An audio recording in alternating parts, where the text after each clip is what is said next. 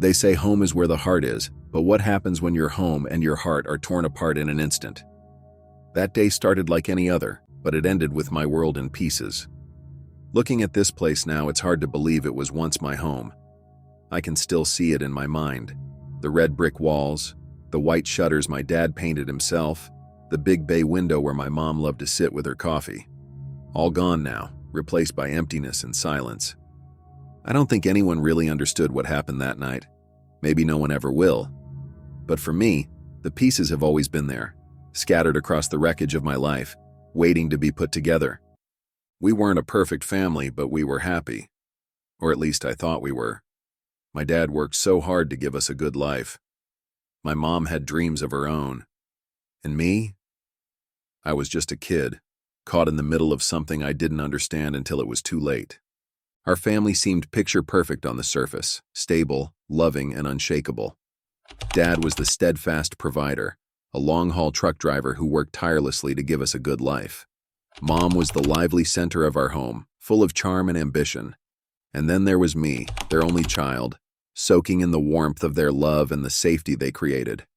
When Dad's truck rolled into the driveway after weeks on the road, it was like a signal for everything to fall into place. He'd step out, weary but happy, his eyes lighting up at the sight of Mom and me waiting on the porch. His hugs were always warm, his hands rough but reassuring, and his stories from the road carried a sense of adventure that captivated us both. Mom would greet him with playful teasing, her laughter filling the air as she pointed out his scruffy beard or the grease on his hands. She had a way of making our house feel alive, whether she was baking cookies or rearranging furniture for the 10th time. Her energy was infectious, her presence a constant source of light. Neighbors adored her. She had that rare quality of making everyone feel seen and valued. Together, Mom and Dad made our home feel complete. I'd watch them in quiet moments, sharing inside jokes, holding hands during evening walks, or stealing kisses in the kitchen, and think, this is what love looks like. They called me their world, their sunshine and little shadow, and I believed it. To me, they were invincible. But even in those seemingly perfect days, there were small cracks that hinted at what was to come. Dad's exhaustion felt heavier each time he returned home, and Mom's laughter, while still bright, carried an undertone of distraction. At the time, I didn't understand what these changes meant. I was too busy cherishing the moments when we were all together. One summer evening, we had dinner on the back patio. Dad grilled burgers, and Mom set the table with her signature flair. Everything seemed normal, but there was an unspoken tension between them. Dad's stories about the road were shorter than usual, and Mom kept glancing at her phone. It wasn't obvious enough for me to worry, but looking back, I realize it was the start of something bigger. The disconnect grew slowly, almost imperceptibly. Dad's long hours on the road took him away from milestones, school plays, birthdays, even the little moments like weekend breakfasts. Mom, meanwhile, threw herself into her budding beauty business, hosting events and meeting clients. Her ambition was inspiring, but it also pulled her away from the home she once devoted herself to so fully. I remember the pride in her eyes when she landed her first big sale. She came home that evening glowing, a bottle of champagne in hand, and shared the news with us. Dad toasted her success, but there was something guarded in his expression. I didn't think much of it at the time, but now I know it was a glimpse of the unease brewing beneath the surface. Still, there were moments of joy that reminded me of the family we used to be. One evening, Dad taught me how to change a tire in the driveway. He was patient, guiding me step by step, while Mom watched from the porch with a proud smile. We laughed when the tire rolled into the street, and for a while, it felt like nothing had changed. But those moments became fewer. The warmth that once defined our home began to fade, replaced by something colder, more strained.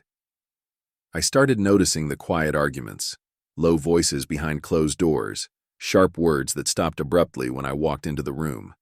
Words like trust and distance floated in the air, heavy with meaning I was too young to fully grasp. Dinner conversations grew stilted, filled with polite questions instead of genuine exchanges. Mom spent more time on her phone or away at work, while Dad stayed up late, sitting alone in his truck or staring at his laptop in the dim light of his office. The house, once alive with laughter and connection, felt increasingly empty. Mom started leaving the house more often, claiming she had meetings or errands to run. When she came back, her mood was lighter, her smile brighter, but it felt off. Dad noticed too. His jaw would tighten whenever she mentioned another client meeting, his hands gripping his coffee mug a little too hard. One Saturday, I saw Mom in the driveway, laughing with a man I didn't recognize. He was tall, well-dressed, and confident in a way that felt out of place in our suburban neighborhood. I didn't think much of it at first. Mom was friendly with everyone. But the way they leaned in close, the way her laughter seemed just a little too genuine, made my stomach twist. That night, Dad stayed up late, sitting in the dim glow of his laptop. I watched him from the hallway, his face tense as he clicked through emails or whatever it was that had his attention. When he finally came to bed, his footsteps were heavy, as if the weight of the world rested on his shoulders. The warmth that once filled our home was fading, replaced by a chill that seeped into every corner. I didn't know it then, but the foundation of our family was beginning to crack, and the storm that would shatter us was already brewing on the horizon. The weight of suspicion had been building in our home, each day adding a little more tension to the already strained atmosphere.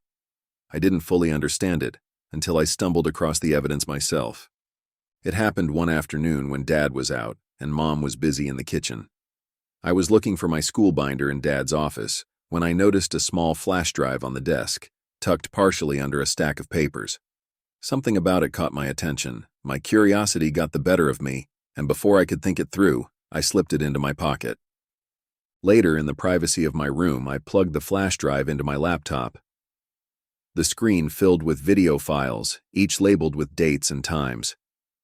My heart pounded as I clicked on the first one. It was footage from the security camera in our living room.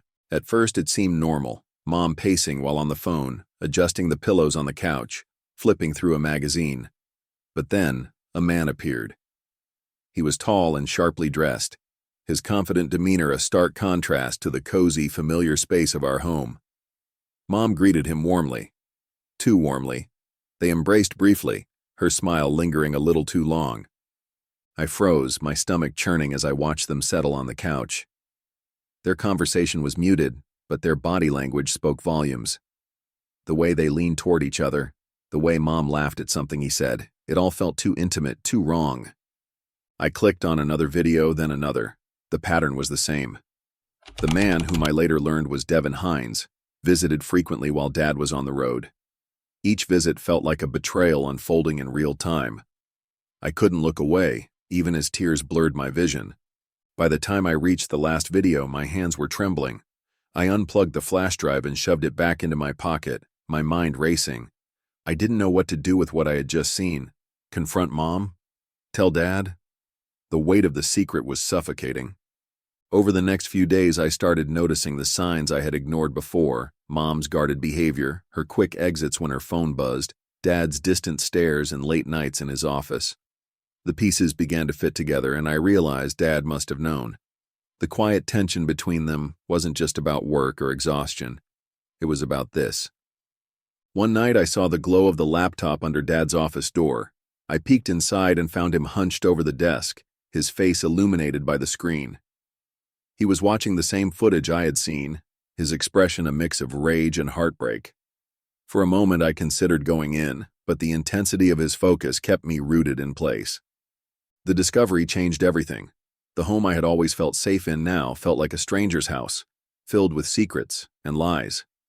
I wanted to rewind time, to go back to the days when we were whole, when betrayal was just a word I didn't fully understand. But there was no going back. The truth was out there, and it was tearing us apart. The morning he left for Houston, I knew something wasn't right. The air in the house felt different, heavier, like it was holding secrets too big to contain. Dad was up before sunrise, his footsteps echoing through the quiet kitchen. I crept downstairs, rubbing sleep from my eyes, and found him standing at the counter, his hands wrapped tightly around a mug of black coffee. "Morning, Dad," I said cautiously, watching him. His face was pale, his jaw clenched so tight I thought it might snap. He glanced at me and managed a faint smile, but it didn't reach his eyes. "Morning, Sarah," he replied, his voice low. He set the mug down and turned to face me, his eyes scanning my face as if he was memorizing every detail. "Got a long haul to Houston today. Gonna be gone for a few days." I nodded, unsure of what to say. There was something in his tone that made my chest tighten, a finality I couldn't quite place. "Be safe," I said quietly. He nodded and ruffled my hair like he always did, but this time it felt different. His touch lingered, his fingers trembling slightly.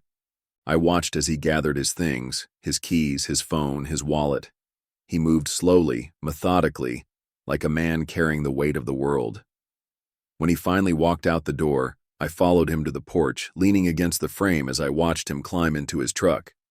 He didn't look back as he pulled out of the driveway, the engine's rumble fading into the distance. That was the last time I saw him before everything changed.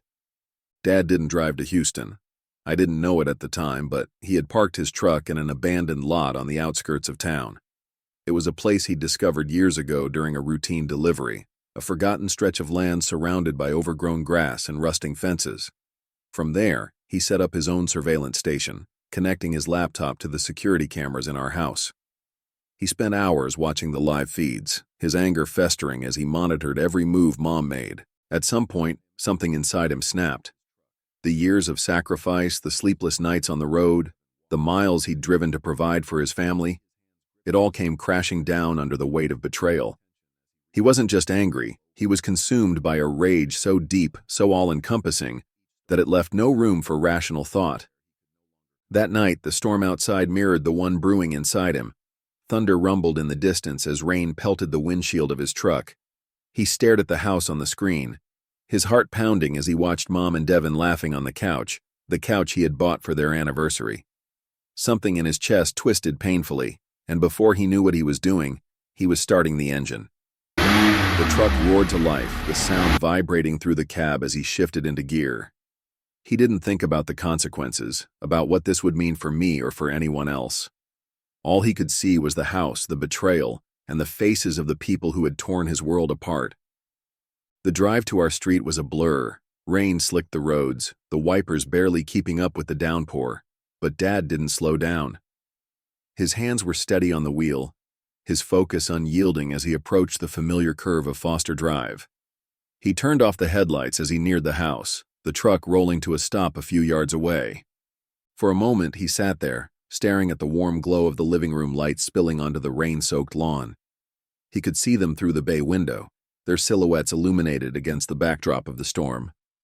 Mom was leaning against Devin, her head resting on his shoulder as they shared a bottle of wine. It was a picture of intimacy that made Dad's stomach churn with disgust. He gripped the wheel tighter, his breath coming in short, shallow bursts as the weight of what he was about to do settled over him. This was it. There was no turning back. I was at Grandma's house when it happened. The sound of sirens woke me from a restless sleep, their wails cutting through the quiet of the night. I sat up in bed, my heart racing as I listened to the chaos unfolding outside. My phone buzzed on the nightstand, and I grabbed it, my hands shaking as I saw Grandma's name on the screen.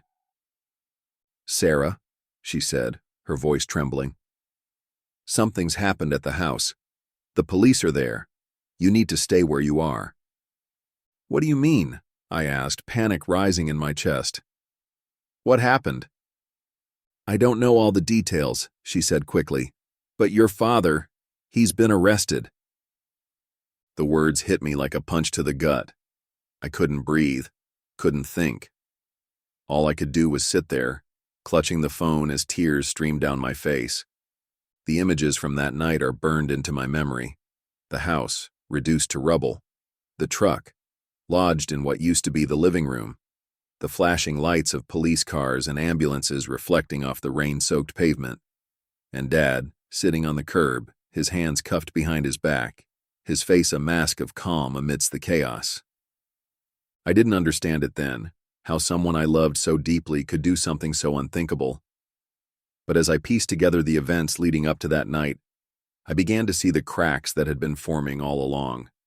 Dad wasn't just a man consumed by anger, he was a man who had been broken by the weight of betrayal and the loss of everything he held dear. That night changed everything. It shattered our family, destroyed our home, and left a hole in my heart that will never fully heal. But more than that, it taught me a painful truth. That love and pain are often intertwined, and that the choices we make in moments of despair can shape the rest of our lives. The morning after the tragedy, I stood in front of what used to be our home. The sight was surreal, almost incomprehensible. Yellow caution tape flapped in the wind, marking off the ruins like a crime scene from one of the movies Dad used to love watching. The bay window was shattered, the walls crumbled, and the remnants of our lives spilled out onto the lawn. Firefighters and police officers moved around the scene, their faces grim as they surveyed the destruction. I felt like I was walking through a nightmare, each step heavier than the last. My grandmother's hand rested on my shoulder, steadying me as I stared at the wreckage, but her presence wasn't enough to ground me. The air was thick with smoke and rain, a suffocating combination that made it hard to breathe. "What happens now?" I whispered, my voice barely audible. Grandma didn't answer. She just pulled me closer, her grip tightening as if she was afraid I might disappear too. I didn't see Dad until a week later. He was being held in the county jail, awaiting his first court appearance. I had spent days trying to understand what had driven him to do what he did, but no matter how hard I tried, the pieces didn't fit. I needed answers, and I needed them from him. Grandma drove me to the jail that afternoon, the car ride silent except for the sound of rain tapping against the windows. My stomach churned with anxiety as we pulled into the parking lot. The building loomed ahead, its gray walls cold and uninviting. I took a deep breath, trying to steady my nerves, and followed the guard through the metal detectors and down a sterile hallway. When I saw him sitting behind the glass, my heart broke. He looked smaller somehow, his shoulders slumped, his face lined with exhaustion and grief. The orange jumpsuit he wore made him look like a stranger, but when he looked up and saw me, his eyes softened. For a moment, I saw my dad, the man who had taught me how to ride a bike, who had braided my hair on school mornings, who had always been my hero. "Sarah," he said, his voice cracking. He reached for the phone on his side of the partition, and I picked up the receiver on mine. "I'm so sorry." "Why?" The word came out harsher than I intended, but I didn't care. "Why did you do it, Dad? Why did you destroy everything?" He lowered his head, his hands trembling as he held the phone. "I didn't know what else to do," he admitted. "I was so angry, so hurt. I couldn't think straight." "That's not an excuse," I snapped, my voice rising. "You didn't just hurt Mom and Devin. You hurt me. You destroyed our family." "I know," he said quietly, tears streaming down his face. "I know, and I'll never forgive myself for it." I wanted to hate him in that moment. I wanted to scream at him, to make him feel even a fraction of the pain he had caused. But as I looked at him, broken and filled with regret, I realized that he already did. He was living in a prison of his own making, and no punishment the court could give him would ever compare. The trial was brutal. The prosecution painted Dad as a cold, calculating man who had planned his actions for weeks. They presented the security footage as evidence, showing the court how he had monitored Mom and Devin's movements in the days leading up to the tragedy. They called witnesses who testified about his anger, his obsession, his descent into madness. But the defense told a different story. They described a man who had given everything to his family, only to have it ripped away. They spoke of his sacrifices, his long hours on the road, his unwavering love for me and Mom. They argued that his actions, while horrific, were born out of a moment of emotional collapse, a crime of passion rather than premeditation. I sat in the courtroom every day, listening to people dissect my father's life and motivations as if he were a character in a story, rather than a man I loved. Mom's family sat on the opposite side of the room, their faces a mix of anger and sorrow. I couldn't bring myself to look at them. When the verdict was read, it felt like the air had been sucked out of the room. Life imprisonment without the possibility of parole. The words echoed in my head, each one heavier than the last. I glanced at Dad, hoping for some sign of how he felt, but his face was blank. He didn't flinch, didn't cry, didn't react at all. He just stood there as the bailiff led him away, his shoulders straight, his head high. In the years that followed, I visited Dad in prison as often as I could. At first, it was awkward, the weight of what had happened hanging over us like a dark cloud. But over time, we found a way to talk. about the past, about the choices he made, about how we were going to move forward. He never tried to justify what he did, never asked for forgiveness. He just wanted to be my dad again, even if it was from behind bars. Mom's betrayal, Dad's actions, the destruction of our home, it all left scars that will never fully heal. But those visits gave me something I didn't think I'd ever have again, a sense of connection, of closure. I don't know if I'll ever be able to forgive him completely, but I'm learning to live with the pain, to carry it without letting it define me. The house is gone now, replaced by a garden that blooms every spring. Grandma and I planted it together, a way to honor what we lost and to remind ourselves that even in the darkest moments, life goes on. The flowers are vibrant and colorful, a stark contrast to the gray ashes they grew from. And as I sit here, watching the petals sway in the breeze, I find myself thinking of Dad. He made a choice that night, a terrible, unforgivable choice.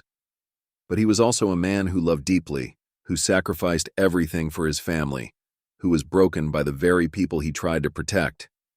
His story isn't one of pure evil or pure good. It's messy, complicated, and human. Just like all of us. They say time heals all wounds, but some scars remain forever. For me, the events of that night are etched into my memory, shaping who I am and how I see the world. I've learned that love is powerful. It can build a family and it can destroy one. But love, even when flawed, is what makes us human. Dad's actions took everything from me, my home, my family, and my sense of safety. Yet in his brokenness, I found pieces of myself. Visiting him in prison, hearing his regrets, and feeling his love in the simplest of words reminded me that people are not defined by their worst moments. He made a choice, a terrible one, but he also lived a life filled with sacrifice and love. That duality is hard to reconcile, but it's the truth. As for Mom, her betrayal hurt more deeply than I could have imagined.